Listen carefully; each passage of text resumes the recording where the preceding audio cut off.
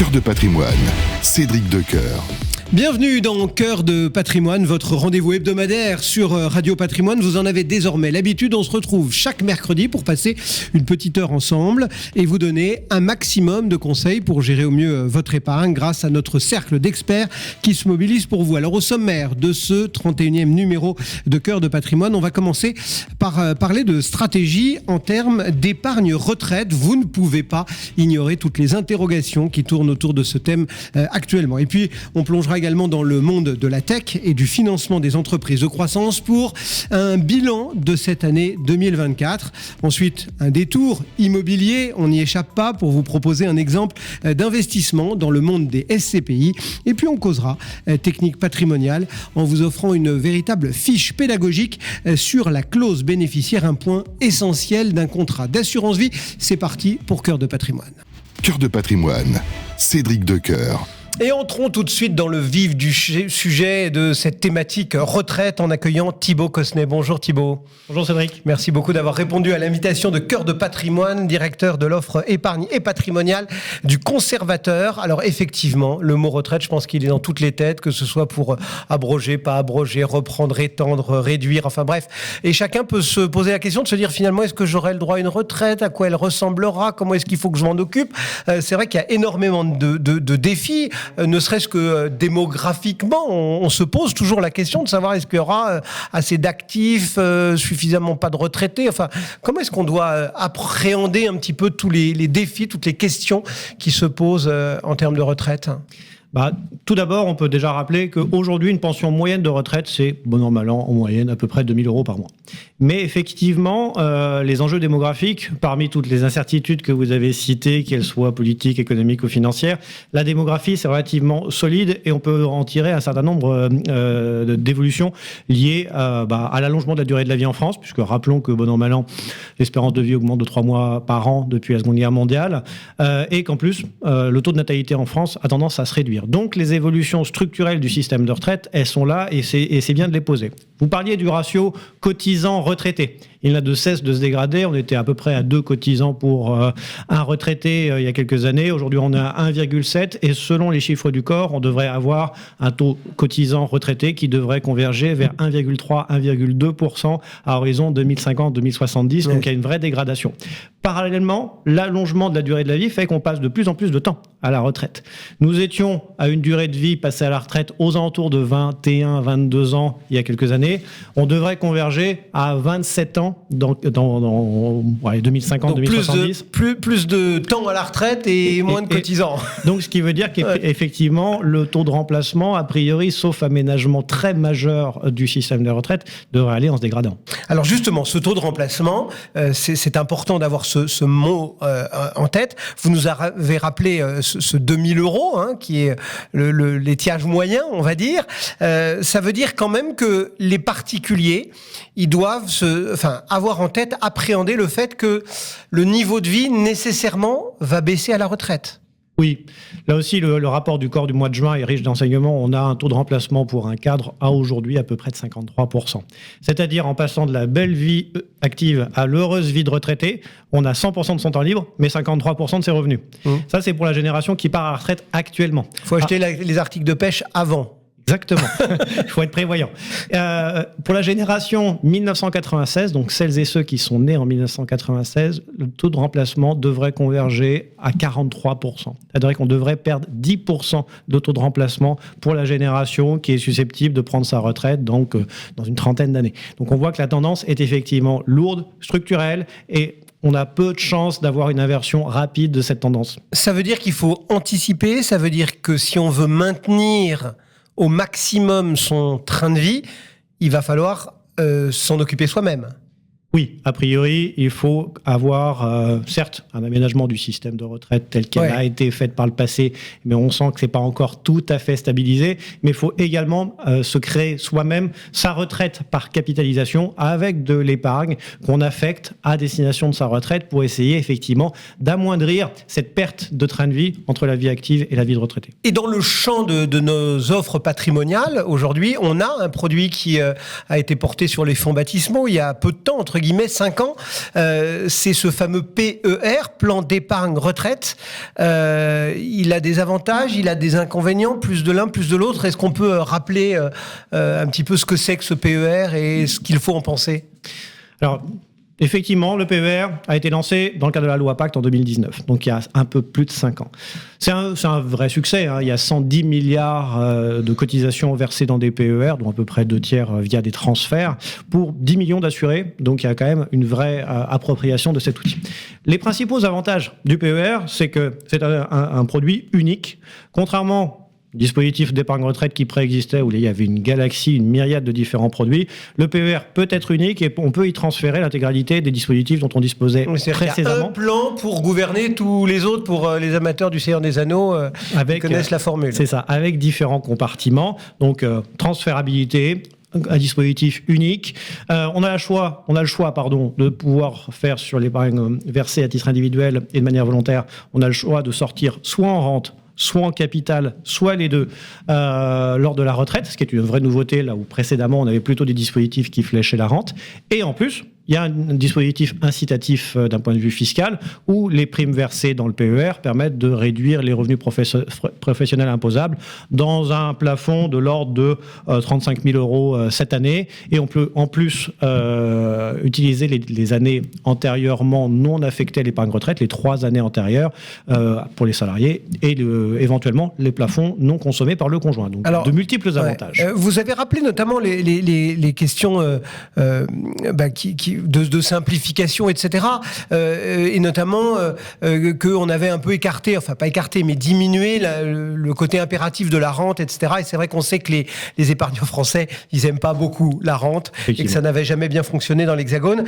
Pour autant, certains pointent un manque de liquidité, ils ont un peu la trouille en fait, disons les choses comme elles sont, de se retrouver bloqués, de pas avoir le choix. Ouais, il faut effectivement assumer que le PER c'est un produit tunnel. C'est un produit tunnel qui est fléché vers la retraite. Il y a quelques clauses, quelques cas où on peut sortir par anticipation, mais c'est des cas d'accident de la vie ou d'acquisition de résidence principale, mais qui sont très limités. Donc c'est effectivement, il faut avoir conscience de cet inconvénient-là. Il faut aussi avoir conscience du fait que l'incitation, la carotte fiscale à l'entrée via la réduction des revenus imposables, donc une économie d'impôt, elle sera récupérée en partie à la sortie puisque c'est un report d'imposition. Les primes versées à l'entrée seront réinjectées dans les revenus imposables, donc seront fiscalisées à la sortie. Donc il faut bien gérer le décalage et il faut aussi avoir conscience du fait que le PER, même un PER assurantiel, présente un petit différent par rapport à l'assurance vie en termes successoral, dans la mesure où pour les décès après 70 ans, l'épargne initialement versée dans le PER vient intégralement dans la masse successorale avec un abattement unique de 30 500 €, plus-value incluse. Donc là, il y a quand même un décalage. Je comprends dans votre propos qu'il y a d'autres produits que ce PER et on va y venir, mais juste un instant parce que vous nous avez rappelé tous les avantages fiscaux, entre guillemets, qui s'accrochent, qui se greffent, etc., qui existent liés à ce PER. On est, je ne vais pas vous le cacher, en pleine disette budgétaire, on ne sait pas très bien où on va, l'État cherche de l'argent à peu près partout. Est-ce que vous pensez que c'est ce coût fiscal, parce que tout avantage consenti aux contribuables, c'est un manque de recettes pour Bercy. Est-ce que tout ça peut perdurer ou est-ce qu'à un moment, Bercy va dire tiens, on va essayer de tondre ce mouton-là ? Seul l'avenir nous le dira. Oui. Une chose est certaine, c'est qu'il y a eu 2 rapports qui ont été récemment publiés, qui sont bonnes à avoir en tête quand on parle d'épargne retraite et de PER. Le premier rapport, c'est le rapport de la mission d'information sur la fiscalité de l'épargne retraite, porté par Charles de Courson, qui a identifié ce qu'on appelle une ligne de fuite dans le PER, à savoir qu'effectivement, quand on transmet de l'épargne via le PER, c'est-à-dire au décès, eh bien, il n'y a pas de report d'imposition à l'impôt sur le revenu. Et ce rapport proposait de corriger ce qui est identifié comme une anomalie. Donc, à voir ce que l'avenir nous réservera. Deuxième rapport, là, il est plus récent, c'est de la Cour des comptes au mois de novembre, qui considère qu'effectivement, ce dispositif PER est coûteux pour les finances publiques et propose de revoir un certain nombre de sujets, dont en particulier le report des 3 années antérieures, possiblement déductible. Le rattrapage si on n'a pas pensé à le faire au moment où on démarre. Exactement. Donc c'est pas, on voit que c'est pas stabilisé. Effectivement, les débats fusent dans tous les sens. Donc soyons attentifs par rapport à ce sujet-là et justement gérons un équilibre probablement sain dans les stratégies patrimoniales, de ne pas tout miser sur le PER. Alors justement, si on ne mise pas tout sur le PER, ça veut dire qu'il y a d'autres produits qui peuvent également adresser une stratégie d'épargne retraite, lesquels on met en avant ? L'assurance vie, en premier temps, enfin, il y en a de multiples. Ça peut être l'assurance vie, le PEA, la tontine, l'immobilier. Il peut y avoir plein de dispositifs qui permettent d'affecter une partie de ces ressources pendant la vie active à des revenus complémentaires à la retraite. L'assurance vie a quand même des avantages importants dans la mesure où, certes, il n'y a pas de dispositif incitatif fiscalement à l'entrée, mais en revanche, il y a une maîtrise de la fiscalité à la sortie, où pour les contrats de plus de 8 ans, on a des abattements annuels de 4 600 € pour un célibataire ou 9 200 € pour un couple soumis à imposition commune sur les intérêts. Donc il y a quand même une vraie maîtrise des revenus qu'on peut aller générer. L'assurance vie est liquide. Quoi qu'on en dise, malgré les idées préconçues, l'assurance vie est liquide avant 8 ans et on peut en tirer. On rappelle, l'assurance vie n'est pas bloquée au moment où on met de l'argent dedans pendant 8 ans. Ça n'est pas... ça c'est bien de le rappeler, ça fait partie des idées fantasmes reçues qui sont un peu dures à faire oublier.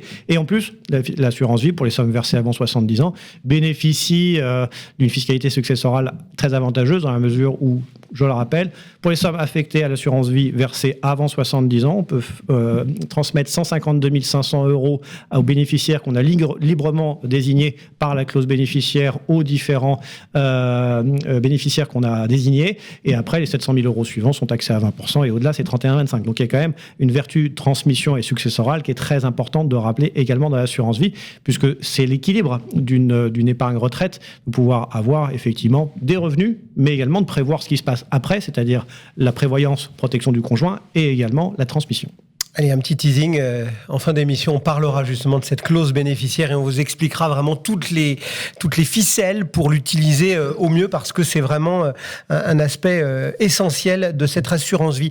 Dans votre panorama de produits, vous avez prononcé un mot que tout le monde ne connaît pas forcément, tontine, et c'est un peu votre produit chouchou, votre produit fétiche, finalement la spécificité du conservateur. C'est effectivement par là que le conservateur s'est créé il y a 180 ans, en 1844. Néanmoins, ça fait partie d'une galaxie complète de produits. Au conservateur, on a évidemment le maximum de solutions à proposer à nos clients, mais effectivement, on a cette spécificité qui s'appelle tontine. Qu'est-ce que c'est que cette tontine du conservateur ? Alors la tontine, c'est ce qu'on appelle une association collective d'épargne viagère. C'est la dénomination juridique. C'est une association d'épargnants qui collecte pendant une certaine durée de l'épargne librement investie par des épargnants, vous et moi. Et au terme de cette association, le terme étant compris entre 10 et 25 ans à la création d'une tontine, on vient liquider la tontine entre les bénéficiaires des assurés survivants et ainsi pouvoir pouvoir générer de la rentabilité via cette opération tontinière. Donc la tontine, c'est une opération de moyen et de long terme. Au conservateur, on peut y adhérer pour une durée minimale de 8 ans jusqu'à 25 ans. Et cette tontine a de multiples utilités. L'épargne retraite, par exemple, en affectant une partie de son patrimoine à des différentes échéances, compris entre 8 et 25 ans, on peut se créer via ce qu'on appelle une tontine en cascade des revenus Chaque complémentaires. année, on a une tontine qui arrive au bout, c'est ça ? Exactement. Ainsi permettre d'avoir une planification patrimoniale. On peut également avoir, grâce à la tontine, un outil de donation de son vivant, c'est-à-dire que, par exemple, des parents ou des grands-parents qui veulent donner, dans le cadre des abattements, de l'argent à leurs enfants ou à leurs petits-enfants peuvent utiliser la tontine comme étant un réceptacle de l'argent donné qui sera disponible dans 8 ans, 10 ans, 15 ans.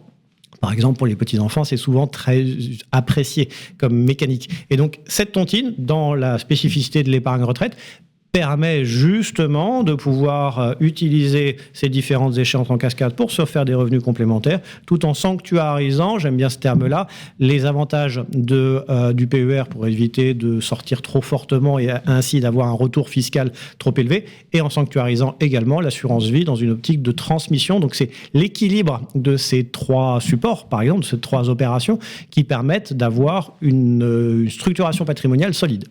Alors justement, pour terminer, essayons de donner quelques conseils à nos auditeurs. Quelle est la meilleure pratique selon vous justement? C'est de panacher l'ensemble des produits pour essayer d'obtenir sa retraite entre guillemets sur mesure. Et puis, comme on a parlé finalement de rente ou de capital, etc. Qu'est-ce qu'il faut privilégier l'un, oublier l'autre, ou au contraire là aussi peut-être panacher? Comment est-ce qu'on construit finalement la meilleure stratégie retraite quand on est un épargnant aujourd'hui? A priori, il faut se faire accompagner parce que c'est quand même une stratégie assez complexe dans la mesure où il faut avoir une vision 360 degrés de son patrimoine. Il ne faut pas se focaliser juste sur la fiscalité ou sur la rentabilité économique. C'est vraiment ce qu'on appelle chez nous les 4 axes. Avoir une lecture économique, oui, sur la performance, la liquidité ou pas de ces placements. Une lecture fiscale, est-ce que j'ai un avantage à l'entrée? Comment je maîtrise mes revenus, la fiscalité de mes revenus à la sortie? Un axe civil sur la partie transmission, à qui c'est transmis, comment c'est transmis, dans quelle mesure, et la partie prévoyance qui permet, en cas d'accident de la vie, est-ce que mon conjoint et mes enfants sont protégés grâce à mon épargne? La prévoyance. Exactement. Et donc, c'est vrai que c'est un travail compliqué et c'est pour ça qu'il faut être capable d'adapter chaque structuration en fonction des objectifs personnels de chaque épargnant pour avoir du sur-mesure. Et par rapport à votre question entre rente et capital, là, c'est en fonction de l'appétence de chacun. C'est ça. Le capital permet d'avoir... Il faut le sentir, il faut être à l'aise avec sa retraite. Permet d'avoir une maîtrise de quand je vais récupérer des flux et de pouvoir, si je ne les consomme pas en totalité, pouvoir éventuellement les affecter à une autre opération patrimoniale, ou la rente, où la rente d'ailleurs permet peut-être... pour celles et ceux qui souhaitent affecter une partie de leur épargne dans un dispositif de rente, permet de couvrir le risque de dépendance, puisque là, on sait que c'est une rente viagère, donc qui s'éteindra au décès. Et donc, c'est aussi une dimension à prendre en considération, mais c'est vraiment du sur-mesure, quoi qu'il en soit. Merci beaucoup, Thibaut. C'est Cédric. Thibaut Cossenet, donc, pour Le Conservateur et ses stratégies d'épargne retraite à l'heure où ce mot retraite vient et revient dans le débat politique. Merci Thibaut et à très bientôt. Nous, on poursuit Cœur de patrimoine. Cœur de patrimoine, Cédric Decoeur. Et on quitte les problématiques retraite pour s'intéresser maintenant à la vie de la tech, du financement des entreprises de croissance. Sébastien Coinon est au rendez-vous. Bonjour Sébastien. Bonjour Cédric. Merci d'être là pour So We Found.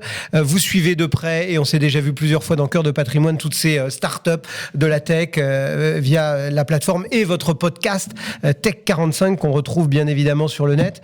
Quel bilan de cette année 2024 on peut dresser de ce monde bouillonnant de la tech et du financement? Oui, on va essayer de faire, si vous le voulez bien, Cédric, merci de m'y inviter, de m'y réinviter aujourd'hui, un petit panorama global, parce que j'ai joué ces 2 postes d'observation, à la fois le crowdfunding à travers So We Fund, et puis effectivement mon podcast que vous avez gentiment cité, pour, c'est vrai, donc faire un petit panorama de la tech dite non cotée, puisque ces startups-là ne sont pas encore au CAC 40 ou au Nasdaq. On va évidemment, je vous rassure, aussi parler de la French Tech plus proche de nous, mais j'ai discuté aussi avec quelques investisseurs récemment, donc les fameux VC, parisiens ou pas, évidemment les entrepreneurs, et puis le cabinet EY. Je salue notamment Franck Sebag, son associé, qui m'a donné quelques chiffres, donc que je vais vous partager dans une seconde. Ce qu'il faut savoir, donc pour la big picture, c'est que les États-Unis, alors là c'est reparti très fort, un peu à l'image du Nasdaq que vous commentez régulièrement, donc hausse facile, j'ai envie de dire, à 2 chiffres, avec quasiment 200 milliards de dollars donc, ont été investis par les investisseurs privés et donc captés par ces startups de la tech, pour faire large, même s'il y a plein évidemment de secteurs, vous vous en doutez, très différents là-dedans. En Europe, là, on va faire nous le quart de ça, donc une petite 50aine de milliards, donc c'est quand même pas mal, mais bon, vous voyez qu'on fait pas le poids. On fait pas le poids, et surtout, ça baisse, donc ce sera moins important quand on va arrêter les compteurs là au 31 décembre 24 qu'il y a pile 1 an. Et ça, c'est pas bon, parce que généralement, ce qu'on regarde souvent, c'est la dérivée seconde, et malheureusement, ça baisse, quoi. Ça, c'est la big picture, comme vous dites. Et si on zoome un peu chez nous, là, en France, comment ça se passe? Alors, c'est là où ça se gâte encore plus, effectivement. Donc, le S1, jusque-là, tout allait bien. On repartait enfin, donc avec des fonds en hausse. Si on regardait tour par tour, levée de fonds après levée de fonds. Et puis, en fait, dès après l'été, vous voyez me dire, Patatras, vous voulez dire une dissolution, un truc comme ça. Exactement, c'est le contexte qui a pas aidé. Donc 3e trimestre, et ça se confirme effectivement cette fin d'année, donc avec le 4e trimestre, beaucoup d'attentisme. Et évidemment, les startups, la French Tech, la Startup Nation, comme on disait il y a quelques années, n'est pas hors sol. Donc elle a été rattrapée par la patrouille. On va grosso modo retomber sous les 8 milliards d'euros, donc levés par les startups françaises, qui sont, on va dire, entre 10 et 15 000. 8 milliards, pour vous donner un ordre d'idée, c'était respectivement 11 et 13 milliards en 2021 et 2022. Ouais. Donc, alors après, c'était des années exceptionnelles, un petit peu euphoriques, la post-Covid. Si vous revenez pré-Covid, donc 2019 et 2020, on était autour de 5 milliards. Donc finalement, donc on reste en croissance par rapport... C'est pas mal, exactement. Les années exceptionnelles, on est revenu dans une forme de normalité, mais il n'y a plus de croissance. Et même par rapport à 2023, où on pensait que c'était un peu une année tampon, on arrive encore un petit peu à se tasser. Effectivement, c'est le contexte politico-économique qui a un peu tout remis en cause et gelé ou décalé depuis quasiment 6 mois maintenant. Alors, vous avez dit la tech. Alors effectivement, on dit voilà la tech, etc. Est-ce qu'il y a des secteurs qui sont plus adressés que d'autres? Enfin voilà, est-ce qu'on arrive à faire un portrait plus fin de ce qui plaît peut-être moins, de ce qui plaît plus? Clairement. L'IT, donc l'informatique au sens large, on va retrouver évidemment les LLM, type Mistral, concurrent de ChatGPT, OpenAI, donc tout ce qui est logiciel aussi, évidemment, le grand retour du SaaS, donc les logiciels où on paye 10, 20, 30, 40, 50 euros par mois, beaucoup plus évidemment pour le B2B.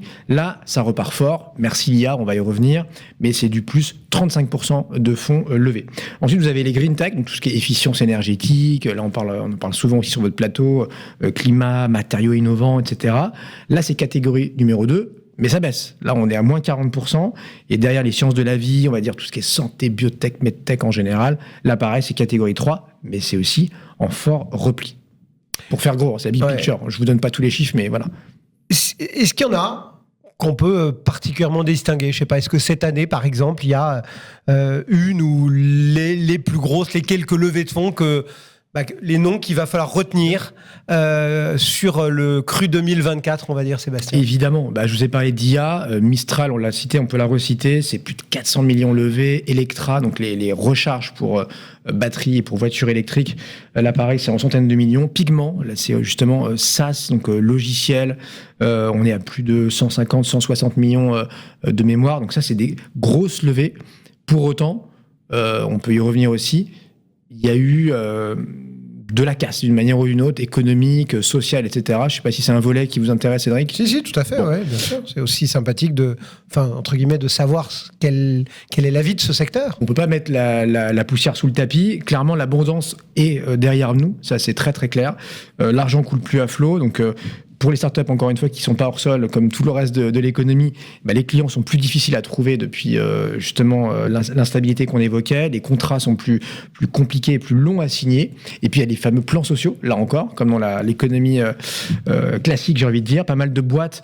Je pense à la HR Tech, une boîte, je ne sais pas si ça vous parle, qui s'appelle Payfit. Donc, c'est les bulletins de salaire digitalisés. Ça va être Spendesk, dans la gestion des dépenses. Et elles ont emboîté le pas à des noms encore plus connus comme Mano, comme Bark Market, qui reconditionnent nos smartphones. Toutes ces boîtes, depuis 12-18 mois, elles se sont séparées de 10, 20, voire 30% de leur masse salariale, donc c'est considérable. Et puis autre exemple qui est pas Jojo, c'est Insect. Là, je sais pas si ça vous parle. Ça a quasiment 15 ans. C'est production d'insectes pour les animaux. Ça pour les animaux d'élevage, pour les plantes, mais aussi pour vous et moi, donc pour les humains. Et moi, je mange pas d'insectes. Pas encore. Vous allez y venir. C'était une des plus grosses levées de fonds en 2023. 160 millions. 2023, Jean qui rit. 2024, Jean qui pleure. Là, on a eu, il y a quelques semaines, pour Insect, un placement sous procédure de sauvegarde. Donc, évidemment, ça va beaucoup moins bien. Mais j'ai envie de dire, c'est un peu le principe de la startup. Donc, très souvent, ça va être plus compliqué que prévu, voire ça va se terminer. Bon, du coup, vous nous avez dit, Sébastien Coinon, qu'il y avait ce coup de frein, notamment en Europe, plus singulièrement peut-être en France, etc., mais qu'on restait sur un étiage qui, si on acceptait les années d'or post-Covid, n'était pas non plus catastrophique. Du coup, devant nous, 2025, il faut se dire quoi? Ça va continuer à tanguer ou on peut espérer une reprise de cap peut-être plus... Pas tranquille, mais... Je reviendrai vous en parler en janvier, ça nous fera une petite chronique. mais on peut déjà prendre un petit peu d'avance parce que justement EY, que je vous citais en intro, a commencé à interroger les entrepreneurs en disant tiens, qu'est-ce que vous allez regarder là dans les prochains mois, les prochains trimestres? Il y a 3 réponses qui arrivent. 1, l'argent. Donc on va chercher à se refinancer. Encore une fois, c'est le principe des startups qui très souvent, quasiment 9 fois sur 10, un peu moins, je l'espère aujourd'hui, parce que la mode est plus à la rentabilité depuis 2 ans, on va dire. Mais 1, des fonds, trouver de l'argent, et notamment via des levées de fonds ou de la dette, quand on peut. 2, le business, la top line, le chiffre d'affaires, plus de clients, des nouveaux clients. Et 3, le recrutement, parce que quand ça va, ou quand ça va pas, parfois, on peut être freiné, effectivement, parce qu'on trouve pas les bonnes personnes sur les bons postes, souvent les mêmes, développeurs, IT, experts, IA, data, etc. Et puis il y a des signaux intéressants, justement si on revient, on peut reboucler là-dessus sur l'intelligence artificielle, parce qu'on a vu ces 12-18 derniers mois, des boîtes se développer, on a beaucoup parlé de Mistral, mais il y a eu des boîtes quasiment américaines, en tout cas non françaises, qui sont venues se baser ici, à Paris. Je pense à Poolside, une IA pour le développement là, de logiciels et d'applications qui libère le potentiel des développeurs. Ils ont décidé de faire ça à Paris. Pourtant, les investisseurs, les créateurs, les fondateurs ne sont pas français. FlexAI, pareil, c'est 2 ex-Nvidia, un Tunisien et un Indien de la Silicon Valley. Et c'est à Paris qu'ils font ça. C'est quand même pas mal, non? C'est encourageant. Il y a de la lumière, ça bouge encore. Voilà, ça bouge encore. Bon, écoutez, on continuera bien évidemment à suivre cette tech et ce financement grâce à votre regard chez SoWeFound. Sébastien Coinon, bonne fête de fin d'année. Merci Cédric, vous aussi. Et à très bientôt. Tout de suite, on continue bien évidemment notre voyage dans votre patrimoine. Cœur de patrimoine, Cédric Decoeur. Et on va parler maintenant immobilier. Je vous l'annonçais dans le sommaire de Cœur de patrimoine. Un petit détour dans le monde des SCPI qui font partie de ces actifs que vous appréciez particulièrement. Et pour ce faire, on accueille le directeur de l'épargne de Sofidy, Nicolas Van den Ende. Bonjour. Bonjour Cédric. Merci d'être au rendez-vous et d'avoir répondu à l'invitation de Radio Patrimoine. On va s'intéresser notamment à un exemple, à une SCPI, mais avant, je résiste pas quand même à l'envie d'avoir le regard de Sofidy sur cette année 2024 pour les SCPI, parce que ça a quand même été parfois un petit peu mouvementé. Quel bilan on tire de 2024 dans ce monde des sociétés civiles de placement immobilier? Alors effectivement, une année charnière, une année particulière que je me permettrais de qualifier d'une année de transition sur fond de 2 grands sujets principaux. Un premier sujet dans la continuité de 2023 et de fin 2022, un sujet tourné vers les valorisations, un sujet qui a animé beaucoup de choses. On a vu certains véhicules, certaines SCPI acter encore de nouvelles dévalorisations. Donc, avec ça, la grande question de où est le point d'atterrissage. Donc, un premier sujet qui a beaucoup animé le marché des SCPI. Et puis, en rebond, un deuxième grand sujet, ou plutôt un constat, c'est un marché à 2 vitesses, effectivement, sur les volumes de collecte. On a constaté qu'il y avait certains véhicules plutôt récents qui ont continué à entretenir des niveaux de collecte assez importants, et puis d'autres véhicules un peu plus à la peine. Donc un vrai marché qui s'est dissocié. Donc l'enjeu, c'était de faire partie du bon wagon. Justement, ça c'est un constat global. Et chez Sofidy, vous êtes, on va dire, dans le trend moyen de ce marché, ou les choses sont un peu différentes ? Alors on a pour le coup plutôt le sentiment d'avoir fait une année pas si mal que ça, dans le sens où sur notre gamme de véhicules plutôt anciens, puisque je rappelle que Sofidy, ça fait pratiquement 40 ans qu'on évolue dans l'univers et qu'on gère des SCPI, donc des véhicules anciens qui ont réussi à maintenir des niveaux de collecte, et on fait encore partie des grands acteurs collecteurs, même si on n'est plus forcément, en tout cas sur cette année-là, dans le très haut du tableau, mais on a réussi à tenir cette collecte sur des véhicules plus récents, là, des niveaux de collecte qui se sont bien maintenus et qui permettent clairement à ces véhicules, à ces SCPI, à ces CPI que nous gérons, de rester dans une position opportuniste, d'être à l'attaque sur un marché de l'investissement. Alors, ce qu'il y a d'intéressant, c'est que dans ce monde de la SCPI qui a beaucoup fait parler de lui, effectivement, il y a un petit peu ce combat ancien contre jeunes, anciennes ou anciens produits contre nouveaux ou jeunes produits. Et il y a énormément de dynamisme et de lancement de SCPI. Vous échappez pas à la règle, puisque en début d'année, vous avez lancé Sophie Dynamique. Pourquoi ce choix d'avoir lancé une nouvelle SCPI en initiant, on va dire, 2024 ? Alors, première précision importante, c'est qu'on ne s'inscrit absolument pas dans ce que certains, effectivement, veulent amener sur la place, ce combat entre les jeunes et les anciennes. Les jeunes ont des atouts que n'ont pas les anciennes, et les anciennes ont des atouts que les jeunes n'ont pas. D'accord, donc il n'y a pas de ségrégation. Pas de ségrégation, il faut véritablement raisonner dans une logique globale d'allocation, puisque c'est davantage comme ça qu'aujourd'hui que la SCPI est utilisée à aller travailler. Pour autant, on a fait le constat qu'il y avait un momentum de marché très opportun, avec un marché qui avait corrigé. Effectivement, des véhicules qui sont tout récents vont se vouloir beaucoup plus agiles dans ce contexte-là par rapport à d'autres véhicules. Donc ça, c'était une raison principale. Et la deuxième, c'était de prendre du recul sur la gamme existante et de se rendre compte qu'il manquait quelque chose dans cette gamme. Un véhicule un peu plus dynamique pour aller chercher une typologie d'actifs immobiliers qu'on ne travaillait pas. Et ça a donné effectivement, dans un premier temps, matière à réflexion et ça a donné lieu au lancement fin 2023, début 2024 de la SCPI Sophie Dynamique. Alors, je vous écoute et je suis désolé, je vais presque poser une question de profane, mais je me dis finalement... Vous avez des SCPI, vous gérez depuis 40 ans des SCPI. Qu'est-ce qui va différencier cette SCPI d'une autre SCPI, qu'elle soit plus ancienne ou moins ancienne dans votre gamme?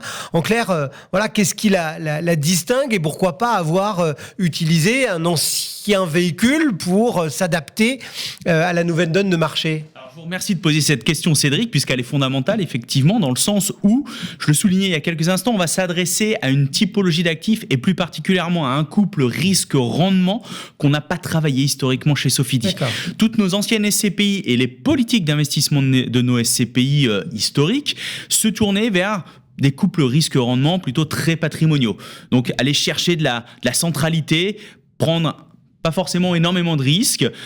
Et là, quand on s'est comparé effectivement aux véhicules qui étaient très dynamiques en termes de collecte, qui étaient assez récents, qui avaient été lancés, eh bien, on s'est rendu compte que ces véhicules allaient travailler une typologie d'actifs immobiliers beaucoup plus dynamique, donc un couple risque-rendement sur la base duquel on fait un pas de côté. On va chercher peut-être être moins exigeant en termes de centralité, aller chercher peut-être des contreparties un tout petit peu plus risquées.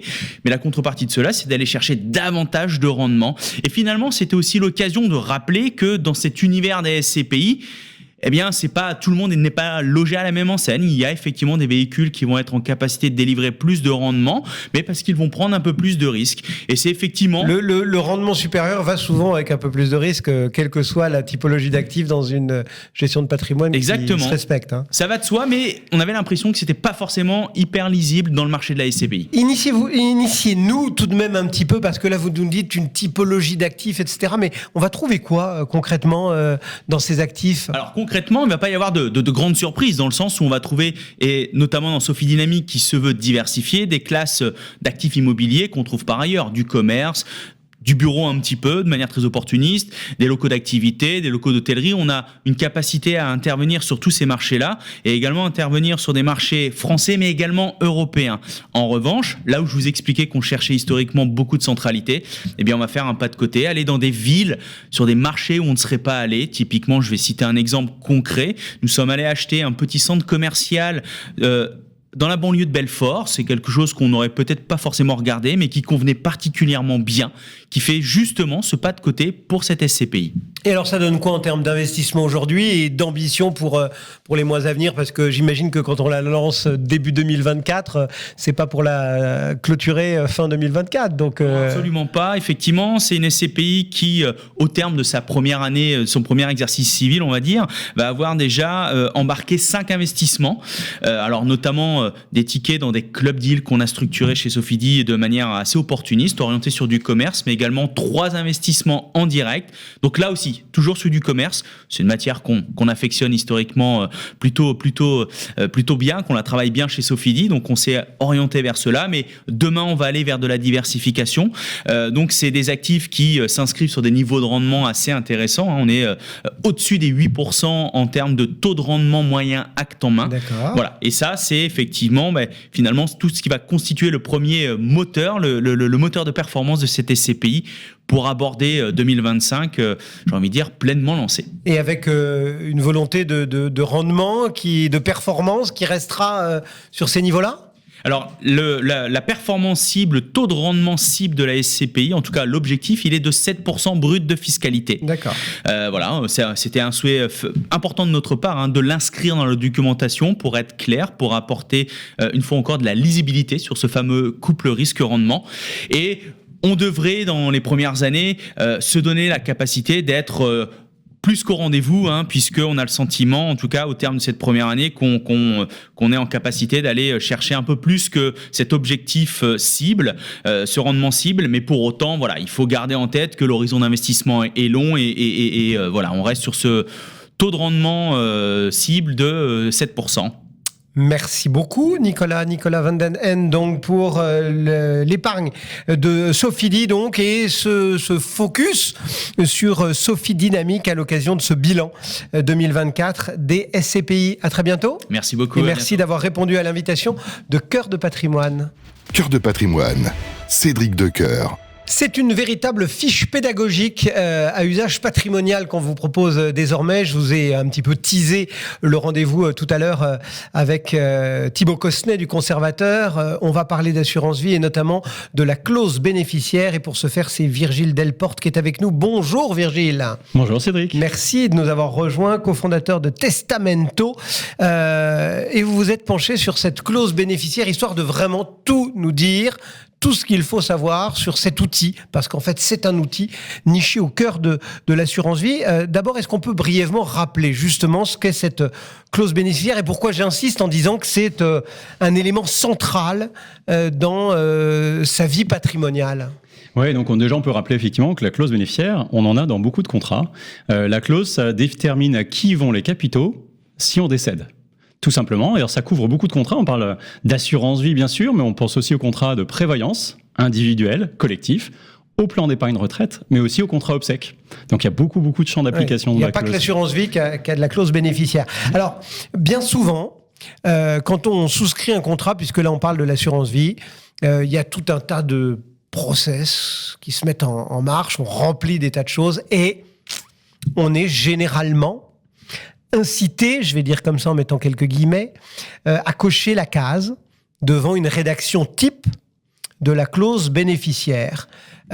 Et ça, c'est pas forcément le meilleur choix qu'on a à faire.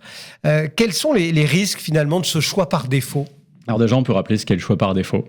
Le choix par défaut, une clause bénéficiaire standard, ça dit « Mon patrimoine ira à mon conjoint, à défaut mes enfants, à défaut mes héritiers légaux ». Une fois qu'on a dit ça, que peuvent être les problèmes ? Il y en a plein. La première chose, c'est que la définition du conjoint, elle peut varier d'un contrat à l'autre. Historiquement, quand il n'existait pas de PACS, le PACS, ça fait une vingtaine d'années que ça existe, le conjoint, c'était uniquement marié. Un conjoint, légalement, c'est marié. Donc si on dit mon conjoint et qu'on vit en couple, en concubinage, on oublie, le concubin, ça passe à l'as, ça part directement aux enfants, s'il y en a. Donc la première chose, c'est la définition du conjoint. La deuxième chose, c'est finalement, est-ce que fiscalement, c'est la meilleure chose que de transmettre à son conjoint.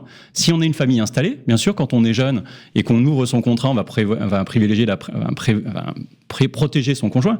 Mais si on est plus âgé, que les enfants sont grands, on va peut-être plutôt se dire, s'il arrive quelque chose, le patrimoine devrait peut-être aller à mes enfants parce que ça pourrait les aider. Et autrement, la clause bénéficiaire d'un contrat, d'assurance vie notamment, c'est exonérer droit de succession. Le conjoint, il est exonéré droit de succession aussi. Donc si on veut exonérer droit de succession à quelqu'un qui est déjà exonéré, on ne gagne pas vraiment de points. C'est saturer bretelles et ça sert pas à grand-chose. Et on a perdu un petit impact. Un troisième exemple, c'est peut-être finalement dans nos familles d'aujourd'hui, qui sont nos enfants. Nos enfants, si on dit, moi j'ai 3 enfants, il y a peut-être un enfant d'union précédente, de mon conjoint, de ma conjointe, elle avait un enfant, elle a un enfant au moment où on se met en couple, on a 2 enfants ensemble, et puis cet enfant, moi je le considère comme le mien, et bien si je mets mes enfants, à défaut mes héritiers légaux, ce 3e enfant il n'existe pas. Et si je veux le protéger, il va bien falloir faire quelque chose et déterminer une clause un peu différente. Parce que si les choses ne sont pas bien faites, soit ça va aux mauvaises personnes, soit ça n'y va pas du tout, parce que ça peut se produire aussi, et c'est un mot qu'on entend en termes d'assurance vie, c'est la déshérence. Quelle Qu'est-ce que c'est exactement cette déshérence et en quoi c'est un problème ? Alors la déshérence, déjà, c'est un problème beaucoup plus large même que l'assurance vie. On estime à plusieurs milliards, 6 milliards, 12 milliards. Il y a des chiffres qui varient beaucoup. Donc c'est beaucoup d'argent. Et si on parle de la déshérence au sens large, et on va même prendre un exemple, c'est une maison abandonnée en face de chez vous, dont vous n'avez jamais vu quiconque se pointer dans les 20 dernières années parce que finalement, personne ne sait à qui appartient cette maison. La déshérence, c'est un gros problème. C'est un problème de mobilité. Ouais. Plus d'une dizaine de milliards d'euros qui dormiraient dans les limbes. Exactement, dont on ne sait pas forcément à qui ça appartient. Donc la déshérence, c'est dans la partie assurance vie, c'est finalement, on sait qu'il y a des bénéficiaires. Alors les enfants, mais qui sont les enfants en fait ? Je ne sais pas. Donc si je suis l'assureur, moi je n'ai pas eu l'occasion forcément de chercher, et donc les capitaux sont restés un petit peu bloqués là. Et puis effectivement, il y a une réglementation qui est venue pointer un peu le bout de son nez en disant bon, et ces capitaux en déshérence là, à qui ils appartiennent, et retrouvez-nous les bénéficiaires. Comment est-ce qu'on peut inciter finalement un souscripteur d'abord à bien traiter à l'origine sa clause, en clair ne pas cocher la case. Prendre le temps de se dire non, je suis désolé monsieur l'assureur, mais je ne vais pas bêtement cocher la case, première chose. Et puis derrière, parce que vous l'avez dit, la vie évolue, on n'a pas les mêmes priorités, les mêmes exigences, les mêmes besoins quand on éventuellement souscrit son contrat à 20 ans que quand on en a 50 et tout au long de sa vie. Comment est-ce qu'on peut inciter chacun à vivre avec sa clause bénéficiaire ? Ouais, déjà, il faut rappeler, et on est ici aussi pour le dire, c'est que c'est vous qui êtes décideur en fait de ce que vous voulez dans votre clause bénéficiaire. C'est vous en tant qu'assuré. Donc en tant qu'assuré, je dois être capable de dire au conseiller, s'il me dit ça, on verra ça plus tard. Non, on va le voir maintenant parce que c'est important pour moi. Si je viens de verser 50 ou 100 000 euros dans un capital et que je décède le lendemain et qu'on verra plus tard et qu'on n'a pas vu un an plus tard, c'est trop tard. Donc vraiment insister sur le fait que c'est vous qui décidez individuellement à qui vont ces capitaux, et vous avez le droit de demander ce que vous voulez, évidemment dans les règles de droit. Vous ne pouvez pas désigner un chien, un chat dans vos bénéficiaires. On n'est pas au Japon. On n'est pas au Japon, mais on va pouvoir décider vraiment de son vivant qui on souhaite, et on va pouvoir le décider tout au long de sa vie. Quand on ouvre son contrat à 30 ans, éventuellement cette clause standard nous convient, 10 ans, 20 ans plus tard, peut-être que justement on s'est remarié, ou on avait mis quelqu'un nominativement, et bien finalement on n'est plus avec cette personne. Alors il faut absolument penser à ça, et donc c'est penser systématiquement, quand on réfléchit un peu à la transmission, en fait qui j'ai déjà désigné. Si je suis salarié d'un grand groupe, je suis cadre dirigeant, et que j'ai un capital d'essai qui va à ma petite amie d'il y a 15 ans, quand je suis rentré dans le groupe, c'est un peu dommage, quoi. C'est y penser systématiquement. Donc on relit régulièrement ces clauses bénéficiaires, parce qu'en plus on n'est pas obligé de mettre la même sur tous nos contrats, hein. Oui, et on l'a fait évoluer au rythme de notre vie. C'est-à-dire que les conseillers aussi, qu'ils soient conseillers chez son assureur ou conseillers en gestion de patrimoine, etc., c'est à eux aussi de challenger finalement leurs clients ? Ouais, il faut qu'ils les embarquent en fait. Alors si on regarde un petit peu, on vous disait en tout début d'entretien, souvent on coche la case standard. Quand on est le conseiller, on n'est pas très à l'aise. On se dit, si on repasse 10 ou 15 minutes là-dessus, est-ce que je vais pas terminer mon contrat ? Et le client va me dire, on se reverra dans 2 mois. Et j'ai pas terminé ma souscription. Donc en tant que conseiller, je suis pas forcément à l'aise. Donc comment devenir à l'aise avec ça ? C'est être capable d'en parler, c'est de pouvoir poser les questions au client. Si vous arrivez à un truc, à qui vont ces capitaux ? Et rassurez-vous, on va le faire ensemble, ça va prendre 5 minutes. Et c'est ce côté, finalement, outil vers lequel nous, on s'est orienté, c'est de construire des outils qui permettent aux conseillers d'être super à l'aise avec le sujet. Justement, c'est-à-dire qu'aujourd'hui, on n'est plus obligé de prendre sa plus belle plume et de tout écrire, et on est aidé par le digital, c'est ça ? Oui, contrairement au testament. Donc, nos testamentaux, on a inventé le testament en ligne il y a un peu plus de 10 ans maintenant. La clause bénéficiaire, la bonne nouvelle, c'est que c'est déjà un document dactylographié. Donc, on n'a pas besoin de l'écrire à la main. Donc, c'est la première chose. La deuxième, c'est qu'effectivement, on va pouvoir construire cette clause directement avec son conseiller dans un parcours digital hyper fluide, hyper simple. Le conseiller va nous demander ce que l'on souhaite, et puis le parcours va se dérouler sous nos yeux, et à la fin, on va générer un document qu'on va signer électroniquement ou qui va être inséré à l'alias de souscription sans qu'on ait le jargon juridique obligatoire. On n'a pas un cours de droit à suivre avant tout ça. Donc il y a un avantage pour tout le monde, et pour l'assuré qui sera mieux servi, et pour l'assureur, entre guillemets, le conseiller qui est bien accompagné. Oui, et en fait, nous, on a découvert ça il y a 5 ans maintenant, un peu plus de 5 ans, même 6 ans. On est rentré dans un accélérateur qui s'appelle French AssureTech à Niort, et un des dirigeants de la Massif était venu me voir en me disant « Ce que vous avez fait, ça, ce serait génial pour moi, parce que mes clients, ils m'envoient des courriers pour demander à modifier leur clause bénéficiaire. Ils m'envoient des courriers papier. J'arrive pas à le lire, je mets 2 mois à leur répondre. C'est compliqué comme expérience. Et ben, si on avait un outil digital, on gagnerait du temps. Donc, on a construit ou co-construit avec la Massif une solution qu'on a d'abord mis à disposition des conseillers. Et puis, 6 mois plus tard, dans les espaces clients, pour que le client en autonomie soit capable de modifier sa clause aussi. On sait que récemment, il y a eu toute une volonté des pouvoirs publics, parfois de simplifier, d'alléger, toutes les procédures un petit peu économiques. Enfin, je pense notamment à la loi Pacte, etc. Ça a eu une incidence sur cette fameuse clause bénéficiaire ? Ouais, il y a eu plusieurs actes qui ont été structurants dans les 10 dernières années. La première, c'est la loi Eckert, qui a imposé justement de s'attaquer au sujet de la déshérence. Et puis la loi Pacte et des résolutions ACPR sont tombées progressivement dans le temps. Encore une le 21 novembre dernier, qui indique spécifiquement que la clause bénéficiaire, il faut la voir avec son client dans le lot devoir de conseil. Il faut pouvoir tous les 2 ans pour les distributeurs, ceux qui sont en face avec le client, et puis avec les assureurs tous les 4 ans. Il va falloir prendre le temps d'observer, de vérifier si la clause elle est toujours adaptée aux besoins du client. Donc oui, la réglementation force un peu là-dessus. Parfois, ça tord un peu le bras des assureurs qui ont plein de choses à faire. La réglementation, elle est lourde, mais pour nous, ça nous semble être un enjeu vraiment important. Bon, Virgile Delporte, pour terminer, j'ai 2 petites questions vraiment pratico-pratiques. Déjà, quel conseil vous donneriez pour bien choisir sa clause bénéficiaire quand on est... on va dire dans une situation qui est pas, j'ai pas envie de dire normale, mais voilà, qui sort un petit peu de l'ordinaire, famille recomposée, concubin, enfin voilà, une fois qu'on n'est pas dans le standard. Alors, il y a vraiment plein de clauses hyper intéressantes. Donc la première chose, c'est de demander à son conseiller, d'aller voir son conseiller et de vérifier qu'il est équipé d'une technologie comme celle de Testamento. Il n'y en a qu'une, donc il demande Testamento directement, ça sera plus efficace. Et puis non, en fait, dans les clauses un petit peu sympas, activables, la clause démembrée est extraordinaire. On donne l'usufruit au conjoint et le capital finalement principal aux enfants, et au moment où le conjoint décède, les enfants récupèrent le reste. Ouais, donc ça, c'est des choses hyper intéressantes. Et une autre clause qui est chère à Jean Olagnier, qui a un peu le pape de tout ça. La clause à tiroir, vous m'avez vu venir. Donc la clause à tiroir, où on dit au conjoint, en fait, au moment où je décède, tu choisis entre 0 et 100% en fonction de tes besoins. Et puis, selon ça, les enfants vont récupérer le reste. Je suis ravi que vous évoquiez cette clause, entre guillemets, dite Olagnier, parce qu'elle fait beaucoup parler d'elle, et bien souvent, armé de quelques conseils que j'ai eu l'honneur parfois de défendre, j'ai eu des auditeurs qui m'ont dit « Ouais, mais moi je suis arrivé avec votre clause Olagnier là, et mon assureur m'a dit « Moi ça va pas, ça rentre pas, ça chez moi ça rentre pas ». Comment est-ce qu'on peut faire dans ces cas-là si l'assureur nous dit « Moi ça chez moi ça marche pas ».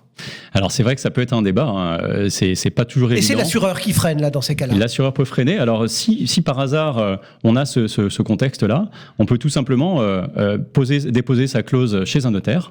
Et donc on va la sanctuariser chez un notaire, et on va dire à l'assureur la clause elle est chez mon notaire, et donc on peut y mettre ce que l'on veut avec les conseils qui vont bien. Évidemment pour ça il faut être sûr de soi, il faut pas s'aventurer dans n'importe quel chemin, mais si on a eu les bons conseils en amont, c'est une autre option. Et à ce moment-là, dans la clause bénéficiaire, on précise sur le contrat, elle est déposée chez Maître Tel. Exactement. En plus, ça permet souvent de la modifier une seule fois pour plusieurs contrats si on a décidé de mettre la même.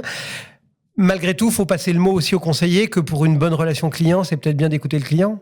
Eh bien oui, bien sûr. Commençons par ça. Ça va être dans l'intérêt de tout le monde, on l'a rappelé au milieu de l'interview. C'est du business aussi, la relation client. On ne sait pas que vendre des contrats, c'est suivre ses clients et être capable d'aller les voir. On le voit, Allianz, un de nos clients qui travaille beaucoup sur cet axe-là, il est en train de changer un peu la donne parce que ses conseillers sont équipés de technologies qui leur permettent d'être à l'aise, et ça a un acte juridique de conformité pour le client. On va le voir en lui disant « Je suis pas là pour vous parler business ». Et évidemment, à la fin de l'entretien, quand on a revu la clause et que le client est satisfait, on peut lui reparler business, et c'est beaucoup plus facile comme ça. Merci beaucoup Virgile. Virgile Delporte, et Testamento, donc dans Cœur de Patrimoine. À très bientôt. Merci Cédric. C'est la fin donc de Cœur de Patrimoine pour cette semaine. On se retrouve la semaine prochaine. Ce sera la dernière émission avant la trêve des confiseurs, comme on dit, où on essaiera de dresser pas mal de bilan, bien évidemment, de cette année 2024. Je vous donne rendez-vous, bien évidemment, donc mercredi prochain. Cœur de patrimoine, une émission à réécouter et télécharger sur le site et l'appli Radio Patrimoine et sur toutes les plateformes de streaming.